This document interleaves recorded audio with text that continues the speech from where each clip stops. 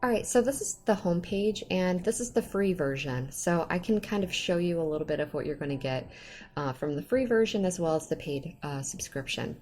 But how I like to begin is I do a custom size or create a design, it doesn't matter which one, and those are going to be right here. And they will give you options for sizes if you need to do that. You can also go to custom size here. This is really beneficial when you want to match your canvas size. So you can actually design your entire piece specifically for your canvas size, and then you can download it and print it so it will match the size of your canvas, which I think is super helpful.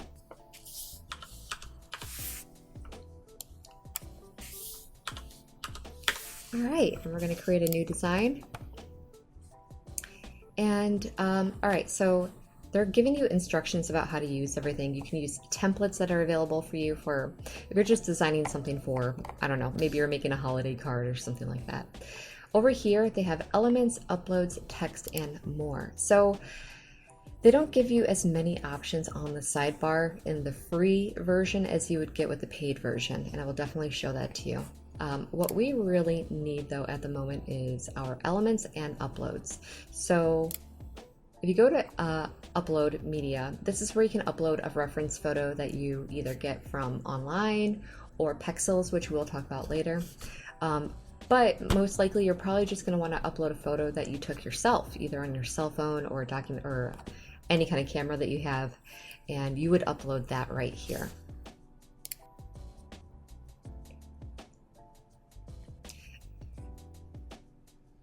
One thing that I'm noticing right away too is when I'm uploading my photo, it is a lot slower in the free version than the paid version. Okay, so these round circles in the corners will make your image larger. These like rounded rectangles right here will actually crop your image. And I don't want to crop my image at the moment. I just want to make it larger. Okay, so how would I swatch this out? How would I find out what color of paint would I need for this image? We're gonna go to over here to elements. And fortunately, they have these basic shapes for free, which is what I'm using to swatch it out. I'm gonna take the square, bring it down, and I'm just going to shape it into a rectangle. It can be a rectangle, square, it doesn't really matter. Okay, next what I'm going to do is I'm going to copy and paste this so I have 5 different rectangles right next to each other. So I'll do that real fast. Okay, so now I'm going to go to my first rectangle and select it, and you can tell it's selected by having these circles and these little rectangles and the blue box around it. Once I go there, I'm going to go up to this box right here. And as you can see, they have already swatched out the main colors in this piece. So what I'm going to do is just go to each square and put in the colors that they have sourced for me. And honestly, it's that easy. So how would you take these colors and figure out what paint color you would need? Okay, so the next thing that we're going to do, and I show this to you before every painting demonstration, so if you forget how to do this, just watch the painting demonstration that says Canva image prep, and I will just give you a quick reminder about how to do this. Okay, if you drag, click down with your left button and drag all the way across. Okay, so if you press Control C or Command C for Mac, and then press Control V, it will copy and paste. And I'm just going to drag this up here. Next, what I'm going to do is select my first one, go up to this box that we clicked to begin with. And this is where we're going to find our saturated color like we did in our prerequisite class. And I'm just going to drag this all the way up to the most saturated version of the color they swatched for us. And I'm just going to do this for the rest of them.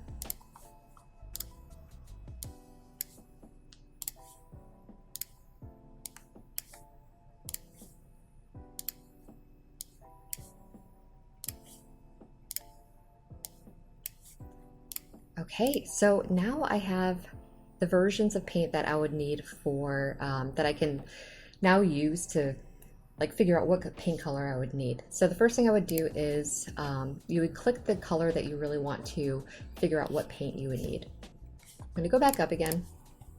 And I don't know if you recall we were talking about hex codes, but a hex code really is just a internet code that has the information of the color.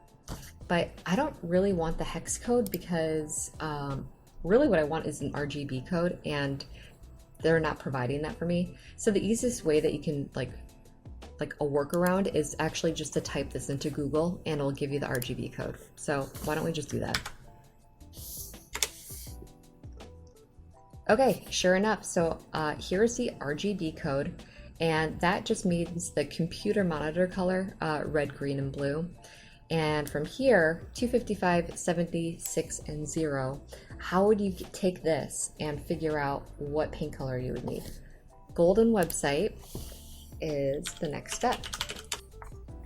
And it's called the Virtual Paint Mixer by Golden Artist Colors. Okay, once you get here, then we are going to go to numeric and we're going to type in the values. We're going to type in the numbers that we found from Google, and that was 255, 76, and 0.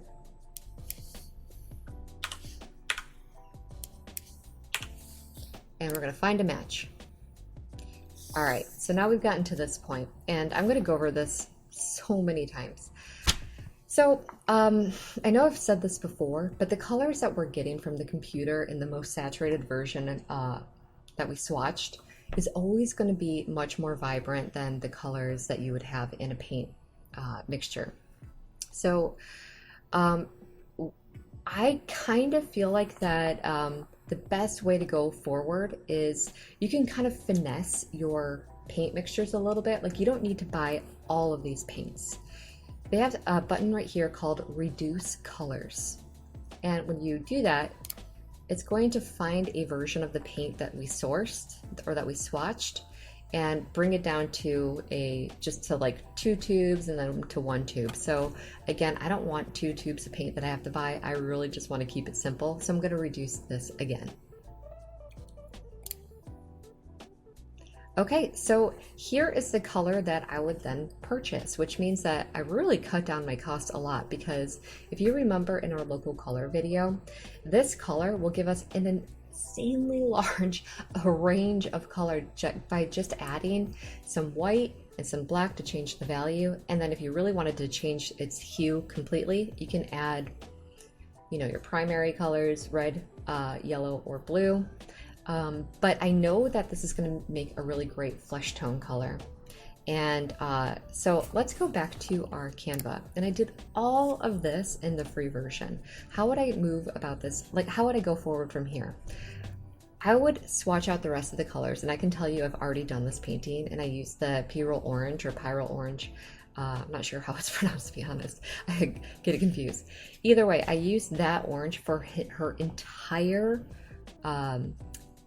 background painting, like blocking in her local color.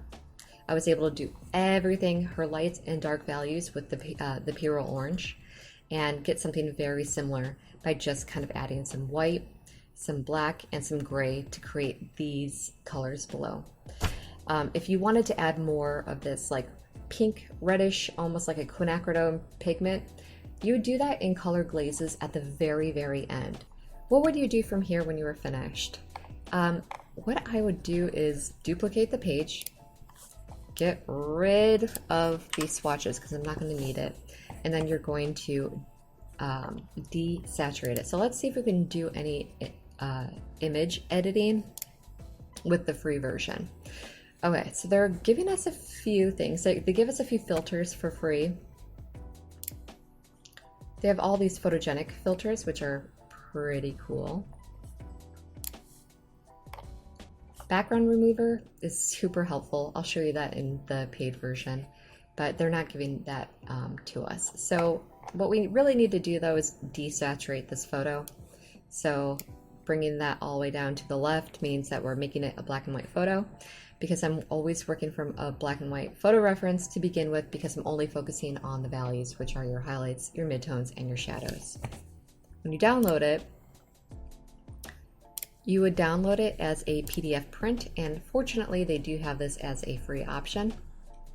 Here you would only deselect all of these. You would only need the black and white version, and when you're done you can download it. So you're able to do all of the color swatching. If you want to keep it simple, you could use the free version. I know this seems a little bit confusing at the moment, but I'm going to walk through this with you before every single painting. So hopefully by the end, when you're getting used to the program, you're going to get used to how I'm swatching my colors. This is going to be a piece of cake, and it's not going to seem so overwhelming. So do you need to buy Canva Pro in order to swatch your paint colors? No, you do not. Let's go over to the paid version and see what the big difference is there.